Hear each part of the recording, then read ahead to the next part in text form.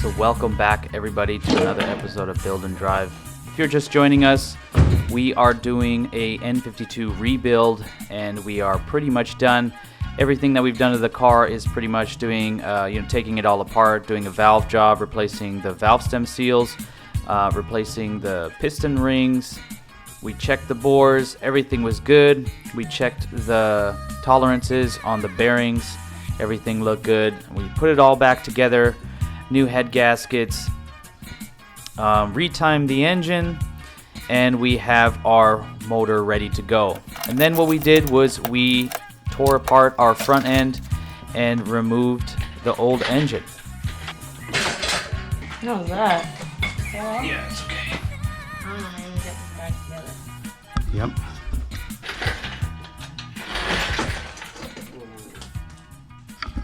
Well guys, we did it. We took the N52 out. So this took quite a bit of effort, and if you guys want to see how that went, you can take a look at my videos on my channel. So if you've been following this far on the build, I just want to thank all you guys for watching and commenting. It's been so awesome to see the community grow. Now in this video, since we have the motor back together, all the accessories on, we're gonna finish up the wiring. So this is how you rewire an N52 engine. You're gonna take your wiring harness, you're going to put it over the top of the engine. First thing that I did was I attached the coils, or the wiring for the coils is just 2 bolts, and then tighten them down. And then what I did was I already have put in the spark plugs. I went and grabbed my coil packs, and you insert them as so. And if this happens to you, where the top piece flies off, that's fine. You can just snap that back on. And normally the coils that have the most trouble keeping together, I just put those on cylinder 1 so I can access them a bit easier. So put in your spark plugs, put in your coils, and connect them together like this.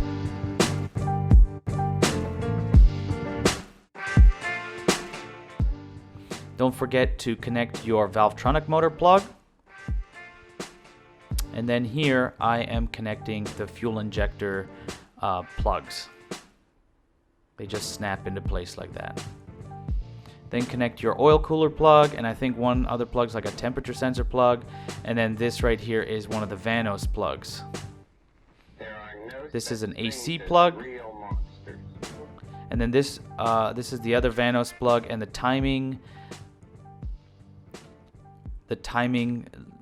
variable valve timing sensor. So I'm just plugging in one on the right side for the exhaust and one on the intake side, and then in the middle there on the same wire there is one of the Vanos plugs. So then here we have this whole mess of wires. Let's start with the easiest bits, which is the starter wire, and then this long wire. It goes over to the other side of the engine connected to the bracket. These are the wires for the oxygen sensors, so I just place them there because they're going to fit right on top of the manifold right there. So then I went and grabbed my starter, and I installed my starter here. It's just one long bolt and one short bolt.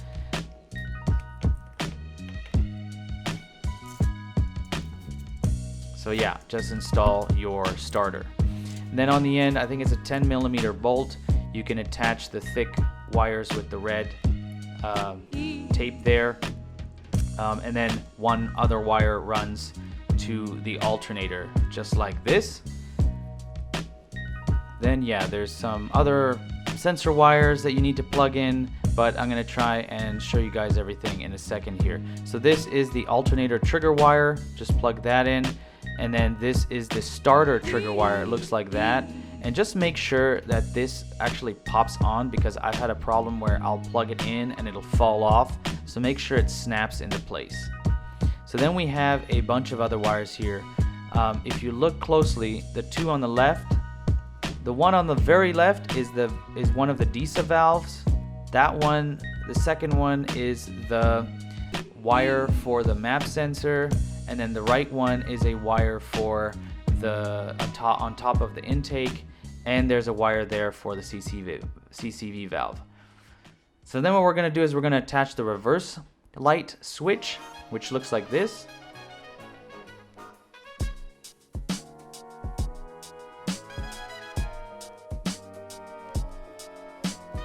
And then here I was looking at, you know, hey, what wires are these? This red one is for the CCV, and the green one is for a sensor that's right underneath the starter. And for the longest time I could not find it, but I found it. Just plug it in there.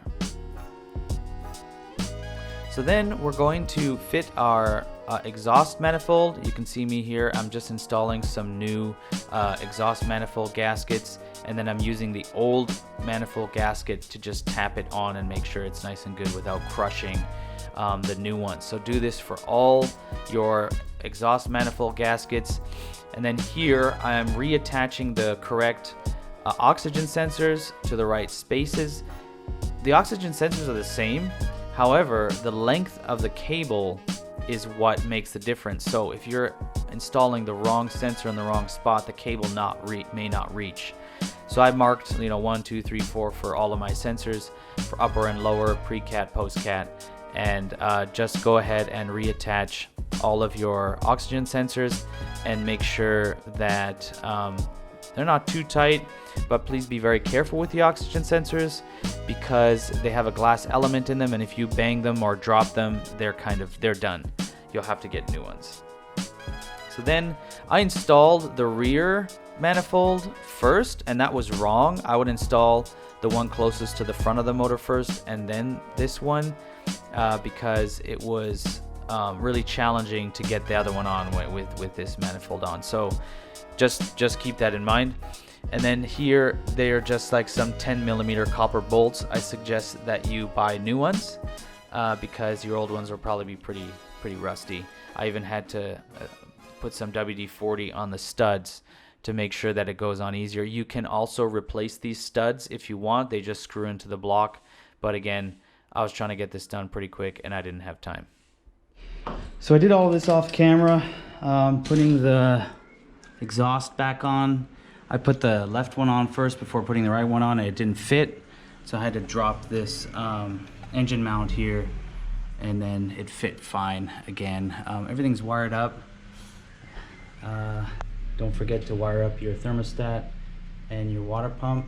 That was things I didn't do last time. Tighten down the bolts. I mean, everything looks good. I've tightened down all the transmission bolts, hopefully. I've rewired the oxygen sensors. I put our little ground here back on, and my oil pan sensor back on. Reverse light switch. This little bracket that holds the oxygen sensors, and yeah, some other wiring for the coils and the oxygen sensors. So now I think we're ready to put this in. So the game plan is we're going to put this in. We're going to get it mounted onto this engine mount first. Get all of this stuff out of the way.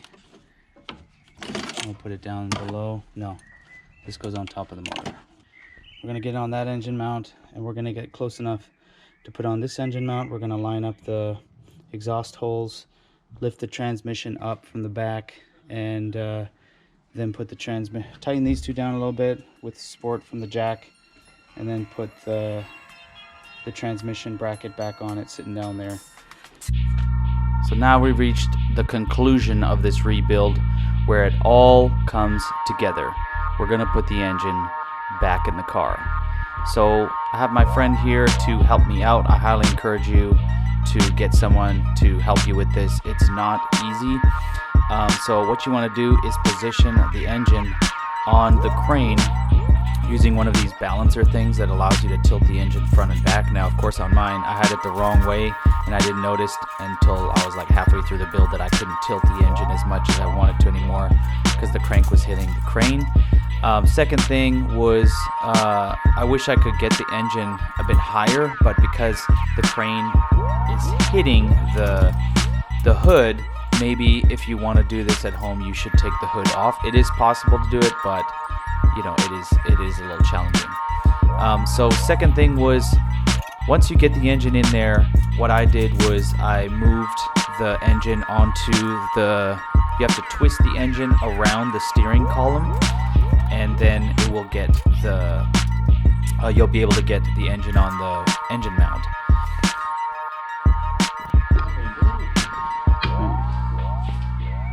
If you're gonna install a E60 engine into a E90, this bracket is wrong. It's too far forward. It still shares the same 4 bolts, but the 2 bolts back there is what you want to hook up to, just like this. So that's good to know. So the challenge is this is the new mount from the E90, and if you notice, 2 of the bolts up there fit and these 2 down here don't. This is where the bolts were, this is where the bolts weren't. So on the E60 block, the bolts are there for this mount, but they're totally shot. So much crud in there. So we got a little Dremel. I put some brake clean in there, and we're gonna just try and clean this up. Make this longer.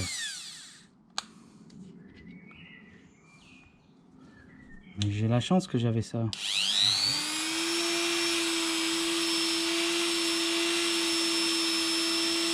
Ça marche.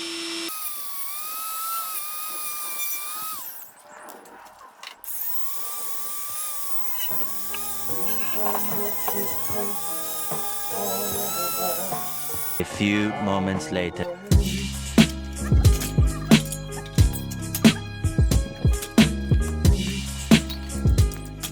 So once you get the engine more or less into position, what you'll notice is the engine can't move that far back because it's either getting stuck on the hood, like the crane on the hood, or it's getting stuck in the transmission tunnel. So you kind of have to push the engine back, lower it a bit more, push the engine back, lower it a bit more.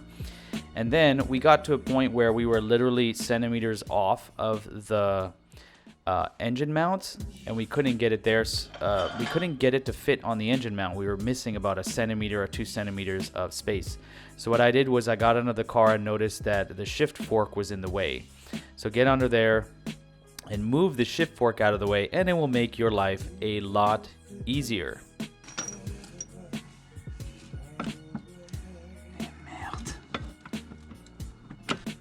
So then all that's left is getting the engine into position, getting it hooked up and positioned correctly on the engine mounts. 15 minutes later. So we hooked up this to this part of the cylinder head, just so that we could lift it up to mount the engine mount enough to put it into its place, because it was too slanted this way and we couldn't get the jack under it. So do that side first, and then do this side.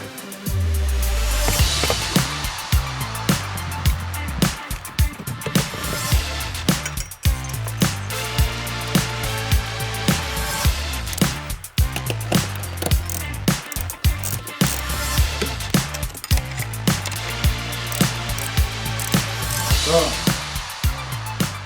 Dirty man's high 10. In.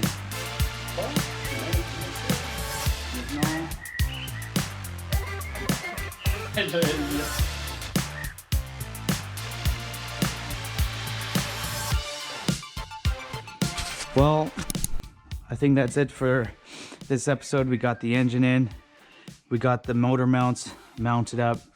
I'm gonna leave a note to remind myself to tighten those down on either side, but it was a struggle, I'm not gonna lie. I think it was really hard because this was hitting here. So maybe if you guys are doing this, run a shorter, even shorter than this, run a shorter chain, or take the hood off completely, and also get someone underneath on the back of the engine. The shift fork was about taking up about that much space, and we were really struggling to get that in because we needed that much space extra. So tomorrow the plan is to pretty much hook everything up. I think we'll start moving back to front. We'll do the shift linkage, we'll do the drive shaft, we'll do the various mounts that are underneath the car, and then yeah, just move our way forward. Maybe go left to right because it's a bit easier. with just a few AC lines. And then we'll have to put the front up back on. I don't know if this thing's gonna be ready for tomorrow, but we'll see. So if you guys found any of this info useful, hit the thumbs up button. You can support the channel by subscribing